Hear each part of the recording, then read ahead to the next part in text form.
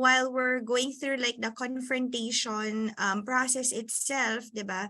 Is yung common reaction minsan, okay? So yung mga role play niyo po, majority, 'di ba? Cooperative naman yung mga team members na ni-confront nyo or kinausap nyo, they were apologetic and then na-resolve naman yung issue agad. Pero there are also these three common reactions na ma-encounter nyo. First is deny. Yeah, sabihin, it wasn't me, it never happened, di totoo yan, di ba?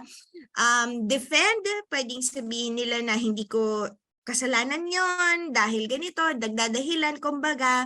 And then, deflect, okay? They're pointing fingers sa ibang bagay, like it's not about him or his or etong scenario na to, it's about ganito. So parang paligoy-ligoy and pwedeng iniiba yung topic or nagpo-point finger sa ibang tao or sa ibang sitwasyon. Ayan, kung bakit nangyari yun. So deny, defend, and deflect.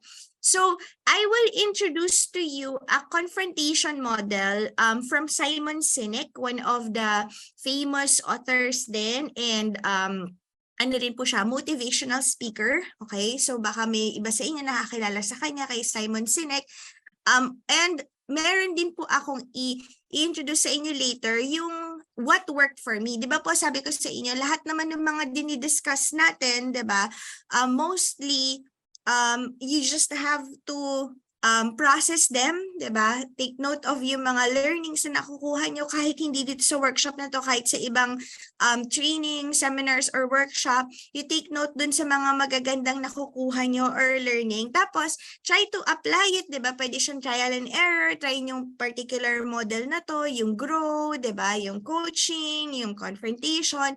And then, kung ano yung mag-work sa inyo, practice po kayo, tapos ma-identify nyo ano yung mag-work sa personality nyo, sa iba't ibang personality na makakausap nyo rin. Okay? So, we have two models, 40%. So, let's start with yung kay Simon Sinek. Ito po yung other confrontation model na gusto kong i-share sa inyo. First is yung si Simon Sinek, diba? Sabi niya, 3 things, okay? It doesn't matter kung ano yung order, basta itong 3 bagay na to, masabi niyo po, okay? Exactly how you feel or how that action made you feel, diba? So yung sa example niya, humiliated, yun, napahiya ako. Yun yung ano niya, ginamit niya na emotion or yung na-feel niya. Sabi niya, we have to do better than happy, sad, or angry. Hindi yung masaya ako, nalungkot ako, di ba yun? Dapat mas malalim kung ano ba yung, so kailangan alam nyo rin po yung sarili nyong emotion. So meron kayong awareness dun sa nararamdaman nyo, emotion, ano ba talaga yung nararamdaman nyo sa sitwasyon na yun, okay? So first, exactly how you feel or how you felt, okay? The specific action that made you feel that way. So dapat very specific, hindi lang yung alam mo lagi kang ganyan lagi kang late lagi ka na lang lagi na lang hindi ka sumusunod 'di ba? Lagi kang pasaway. Hindi dapat ganon. Dapat may specific ka na example. Okay? Nung meeting natin last week, yan. Or nung isang araw nung binigyan kita ng task tapos hindi mo ako binalikan, sabi mo kahapon mako-complete mo siya. So dapat very specific yung action, okay? And then yung potential outcome, 'di ba yung sa example ni Simon Sinek, if you continue to do this, my trust for you will diminish, 'di ba? Yung sabi niya nga parang I think yung scenario na sinabi niya, etong mga ginagawa natin pwede niyo rin talaga i-apply sa personal life, no? Sabi niya, yung may love for you, 'di ba, will be affected, yung parang will be shaken, yan. So it could be na parang yung scenario niya is talking to his wife, 'di ba? Na parang when you walk away that day, 'di ba? The other day nung nag-walk out ka, 'di ba? I felt humiliated, napahiya ako. So if you continue acting up like that, 'di ba? I feel that I won't be able to trust you, my love for you will be shaken, ganon. So yun yung parang potential outcome, 'di ba? Nung kapag kinontinue yung action na yon, yung behavior na yon, 'di ba? Related dun sa action. So usually mapapansin nyo, ito parang dapat parang medyo may pattern na siya or yun nga, parang medyo grave yung pangyayari na nangyari, di ba? Kasi syempre, you cannot like parang judge the person on one specific scenario. Pwede rin naman na tatanungin niyo siya, mag-i-inquire ka, di ba? Na parang napansin ko na isang beses yun, hindi ka nag-respond sa akin, di ba? So with that, medyo na nag-alala ako. At the same time, parang nisip ko hindi mo ko parang binabaliwala mo yung messages ko, very important yun sa akin. And kung ganun yung mangyayari lagi na may mga importante akong tawag sa'yo, tapos ikaw hindi mo papansinin, then mag-aalala ako, tapos ma-feel ko na parang hindi ka responsive sa akin at hindi mo kayang gawin yung ma-assign ko sa'yo. Yun. So, yun yung parang pwedeng particular example for this. So again, exactly how you feel, kung ano yung action and yung potential outcome, pwede siyang hindi sunod-sunod. Okay? So sabi nga in any order, kaya yung nilagay ko dito na bullets, dots lang siya, bullets, hindi siya in order. Okay? Ako naman, what worked for me, okay, for the past years na ginagamit ko tong I actually facilitate or I hold confrontation conversation, 'di ba, with different people. Ito yung suggested format. So basically, sa akin po tong format na to. Okay, share ko sa inyo, and again, it's up to you. Pwede niyo siyang i-borrow, pwede niyo siyang gamitin. Tingnan niyo po kung mag-work siya sa inyo, or pwedeng yung format ni Simon Sinek. Okay, so ano yung format ko? First, sa akin po in order ha. So yung sa akin, first, I specify the situation and the action. Okay, so for example, yan, last week nung nag-meeting tayo, so na-late ka doon, okay? So na-late ka doon sa particular meeting na yon for 30 minutes. And then what I do, I follow that up with a question. So I ask what they think about what happened. Okay, so for example, in that scenario, okay, dun sa meeting natin last week, na late ka for 30 minutes, ano bang nangyari? Okay, so tinatanong ko muna sila. Kasi gusto kong malaman kung ano yung reason nila, sa perspective nila, ano ba yung nangyari. So for example, iba namang scenario. Alam mo, Tel, nung nag-meeting tayo nung last week, napansin ko parang napapahiya mo, naka-cut off mo. I think nagamit ko na rin itong scenario na to sa inyo last week. Parang naka-cut off mo si Romel, saka si Sir Rubel. Yan. Ano bang nangyari, Tel? Bakit ganon yung parang naging dating na parang hindi mo sila pinagsasalita?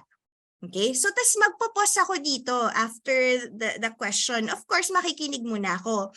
What sa akin kasi very important 'yon na marinig ko yung perspective nung kausap ko doon sa scenario or doon sa situation para maintindihan ko yung side nila. Kasi alam ko na kung ano yung nararamdaman ko 'di ba? Alam ko na yung perception ko or perspective ko doon sa nangyari. Ngayon, bago ko sabihin sa kanila kung ano yung sa akin, gusto ko munang marinig yung sa kanila. Okay? Bakit? Kasi bago ko sabihin how I felt, okay, I will, parang baka kapag pinakinggan ko sila, 'di ba?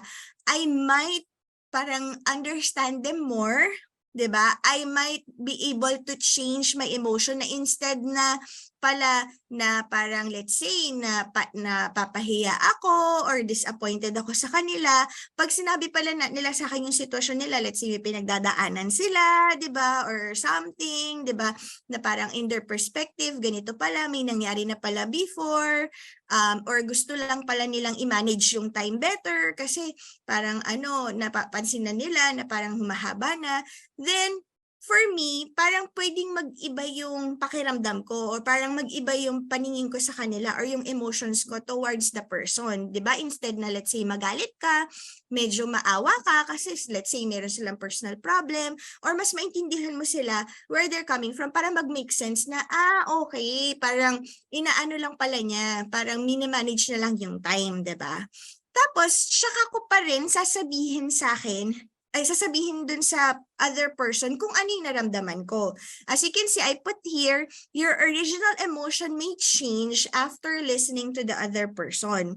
Kasi for me, it's very important na marinig ko yan kasi sometimes, di ba, baka masyadong heightened yung emotion ko. Pwede ko silang pagbintangan na parang napahiya mo ko, di ba? Parang na-disappoint ako sa'yo. So baka medyo masyadong mabigat kung sasabihin ko muna yung emotions ko. Okay? Without knowing where they're coming from. Okay? So sa akin, ayan yung nag-work kasi parang minsan, pag narinig ko na yung side nila, medyo nagme-mellow down na yung emotion ko or perspective ko dun sa sitwasyon or dun sa behavior nila. Okay? And then after that, ayun, sabihin ko sa kanila, yun pala yung nangyari. Kasi yung dating talaga during that meeting is napapahiya sila. Okay? So syempre ako din, parang I wanna make sure na hindi mangyari yun sa iba. So nandito na tayo ngayon sa potential outcome invite to resolve, 'di ba? So sabihin ko kasi kapag 'di ba kahit naman sino siguro, 'di ba, kapag nakikita nila na hindi binibigyan ng importance yung inputs nila or naka-cut off sila, hindi na sila mag-share dun sa meeting natin, 'di ba? And ayaw nating mangyari yan kasi gusto natin lahat maging engaged sa meeting natin and makakuha tayo ng maraming ideas, 'di ba? So, what do you think we should do to be able to resolve it and avoid this from happening in the future na hindi na mangyayari na mafe-feel ng ibang tao na ganun yung nangyari. So, yan. So, I will take a pause tapos iintayin ko rin yung response nila kung paano nga nila ma-solve. So, sa akin, ito yung suggested format ko. Okay? Kasi this works for me. Okay? If for you, mas okay yung kay Simon Sinek, then that's okay as well. Alright? Ayan, generational differences in the workplace. Well, the statistics that I got is from the US, but definitely we have this naman din true for the Philippines, like very close yung data natin. Yun. Wala lang po masyadong statistics on Philippines, that's why we got this information. So it says na a majority of our workforce right now are from these two generations, yan, Gen X and Millennials. So yung mga pinanganak from 1965 up to 2000. Ayan. Meron pa rin po tayong mga nasa baby boomers na era. And then, yan, parami na rin po ng parami. Actually, humahabol na to for this year. I think marami na rin pong Gen Zs na nag-start na rin sa workforce natin. Traditionalists is very less na lang po. I don't think they're still working sa natin, 'di ba, sa Philippine standard yung mga kailangan na po yan mga mandatory na yan at retirement yan. So yung mga nasa traditionalist side. So Gen X po and millennials yung tinatawag nila sa ito yung period 1965 to 1980 and 1981 to 2000 yung majority ng workforce natin. And as I've mentioned, second in line or third in line is yung baby boomers natin. So, given that itong tatlo na to yung majority ng nadideal natin and marami na rin papasok na mga Gen Zs na makikilala nyo and sometimes sa team nyo, 'di ba? Iba-iba. It could be like extremes. Meron kayong baby boomers, meron kayong Gen Zs, or yung mga millennials na later pinanganak mga 2000. Ayan. So how do we navigate through dealing with them in the workplace? Ayan. So ano po ba yung mga needs nila? So yun yung i-highlight natin ngayon. So I will start with baby boomers. Okay? Ang description kay baby boomers, ito daw yung mga more on optimistic, competitive, workaholic, and team-oriented. Yan. So yung view nila sa mundo, achievement comes after paying one's dues and sacrifice for success. So ito yung mga baby boomers natin, yung iba sa kanila, they plan to work past yung mga age 60s or 65 pa nga even, 'di ba? And right now, yung marami ng mga baby boomers talaga na nag-reach na ng age of retirement every day. So, in fairness naman po talaga sa kanila, very loyal sila sa company. Ayan.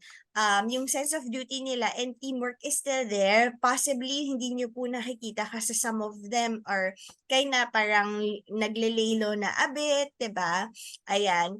Most of the time, ang communication style na nag-work sa kanila, phone call or face-to-face. Hindi po sila masyado sa mga techie, yan, yung mga computer, right? So, ano raw yung kailangang i-provide natin sa kanila as their leaders, right? It says here employers, pero ito yung mga leaders nila. We have to provide them specific goals and deadlines, okay? So, same to, either on fire yung baby boomer mo or medyo relax na lang siya kasi nagpe-prepare na siya sa retirement. It's very important na alam niya yung specific goals and deadlines niya. Okay? Sinasabi ko po to since day one, put them in a mentor role. Yan. Utilize them, yan. Gusto nila yung ina-acknowledge nila. Ina-acknowledge yung seniority nila, ina-acknowledge yung importance nila, di ba? Gusto nila yan, na ina-acknowledge nila. So, putting them in mentor roles would really help. And yung style po ng gagamitin natin is really coaching. Okay? Kahit pag nagpo-provide tayo ng feedback, parang coaching style, they want na ina-ask natin yung opinion nila or yung perspective nila or point of view nila. Bakit po ganon? Kasi nga, senior sila, di ba? Parang alam nila na, napagdaanan ko na yan. I know more than you, di ba? Sabi nga nila, papunta ka pa lang, pabalik na ako, ganyan. So gusto nila is, you ask them, yan. So patanong po talaga, we have to use the coaching style wherein we ask them questions and kukuha natin sa kanila yung answer or yung perspective nila. And very, very important na ma-feel nila na we value yung nila, tribal knowledge, diba? By putting them in mentor roles na papartner natin or ibabody up natin sila sa another, let's say, newbie, right? Or person na who's having a hard time on a specific process. Ayan. Kasi namomotivate po sila doon. Yan. Kasi doon nila nare-rekindle yung sense of duty nila. Yan. Tapos din nila nare-rekindle na yung pagiging team-oriented nila. Yan. While ang Gen X naman po, okay? So si Gen X, 1965 to 1980s, ang description sa kanila, more flexible and informal versus the boomers, right? Kung ang boomers, medyo mas positive yung mindset nila, si Gen X daw medyo skeptical and independent. Ayan. Dito na nag-start yung push for diversity. Okay? And work-life balance. Okay? And importante sa kanila yung parang namimix na yung personal and professional interest nila than the company interest. Unlike si boomers yan, yung mga boomers natin talagang mga loyal yan sila eh. Yan. So, similar to the boomers, since nung time ni Gen X, no, naabutan nila yung talagang face-to-face na pag-uusap or phone call pa, yan, mga 1980s, wala pa po tayong mga smartphones, wala pang cellphone, di ba? So, kaya nag-work talaga sa kanila is yung mga face-to-face interaction or kung talagang kailangan, tawag, yan. So, usually daw, yung mga Gen Xers, sila yung parang nag-create ng mga startups in the past. Yan. Tapos, ang view nila, favoring diversity. Si Gen Xers, they're quick to move if their employer fails to meet their needs. So, anong ibig sabihin nun? Kailangan natin sila kilalanin, di ba? Kung ano ba yung needs nila para hindi sila mawala sa team natin. Si Gen X din po yung medyo resistant to change. Yan. Only if yung changes affects their personal lives. Kasi nga, di ba, mas binivalue talaga nila yung personal interest nila, di ba? Kaya kapag yung changes sa company or organization would affect their personal lives, medyo na-shake po talaga si Gen X. So what do they need to do? What do we need to do as their leaders, yung mga Gen Xers? We have to give them immediate feedback, right? And gusto rin nila yung flexible work arrangement or work-life balance. and i-extend po natin yung opportunities for personal development. So usually around their interest po yung kailangan natin. So ano ba yung definition nila ng development or success? Kasi some of them, iba-iba po ng definition. Okay? Millennials. Ito. So mga millennials are born 1981, in other studies 1982 to 2000. Yan. So competitive din po ang mga millennials. Yan. Civic and open-minded and achievement-oriented. Ayan. So ito na po yung mga pinanganak nung na-invento na yung internet ng mga grade school or high school po sila. Yan. Usually, motivation nila would be responsibility kapag binigyan nyo sila ng responsibilidad, entrust nyo sila ng responsibility. And yung quality ng manager nila. Very important po sa millennials, yung leaders nila. We've never seen this description of motivation sa boomers tsaka sa Gen X, no? Usually parang self-motivated sila. Si boomers parang competitive talaga sila or workaholic, very loyal, while si Gen Xers more on yung mga personal interest nila. Si millennials, ang nakapag-motivate sa kanya is yung quality ng leader na meron sila. Okay? We need to provide them unique work experiences kasi sila na yung medyo nag-transition na-experience nila lahat from yung era ng 80s, 'di ba? Lalo na yung mga 80s na pinanganak. Yung 2000 na mga pinanganak, hindi na nila na-experience yun eh. Merong mga ano na talaga sila, mga laptops na sila, internet, high-speed internet. Pero yung mga 80s pinanganak, nakita nila yon. Actually, those who are born, yung mga millennials who were born early to mid-80s, medyo mas relate sila sa Gen X, right? Sa mga Gen X na mga leaders. Usually po, kung sino yung kasunod na generation, mas nakaka-relate sila doon. So, the beauty of millennials, they relate to, lalo na yung mga born ng early 80s to mid-80s. Yan. They can relate to Gen X. They can also relate to Gen Zs. Kasi ano sila nandun sila sa pag-boom nung mga time na wala pang internet, nagkaroon ng dial-up, wala pang mobile phone, tapos bigla nagkaroon ng mobile phone, nagkaroon ng smartphones. Yan. So, very flexible po ang mga millennials, okay? And with that, they seek more challenge, growth, and development. And gusto nila, kung si Gen X, work-life balance lang yung definition, etong kay millennial, fun work-life balance, okay? And they would likely to leave an organization if they don't like change. Unlike si Gen X, aalis sila kung yung change nakaka-apekto sa kanila personally. Kung hindi naman, then wala silang pakialam kung hindi naman personally affected sila. Si millennials, sometimes kahit na hindi sila naapektuhan ng change, affected sila kasi nakiki-empathize sila, right? Kasi yun nga, very important sa kanila yung fun work-life environment, which is yung mga kasama po nila. Yan. So you have to get to know your millennials personally kasi again, you cannot generalize the millennials. Medyo wide yung scope niya. Sabi ko nga sa inyo, merong mga born early and mid-80s, merong mga born late 90s yan, 2000. Medyo magkaiba na po yung description talaga nila or yung profile nila. So you have to get to know them personally. What works for millennials, actually for everyone naman po, you manage them by results. So they have clear goals, di ba nakita natin sa boomers. So if there's one thing that we can pick up na nag-work so far for the 3 generations that we have seen, always have clear goals and expectations because that's the starting point so that you can manage them with results, di ba? Because how would they know kung ano yung results na required of them if they don't know their goals? And be flexible on their schedule and work assignments, right? Kaya na-empower them, basta results-oriented sila, not the process itself. Like, don't micromanage them. But if in case you're seeing something, you have to make sure that you provide immediate feedback. Yan po. So sabi dito, by 2025 din, yan, mas marami na talaga yung mga millennials in the workforce. Ayan.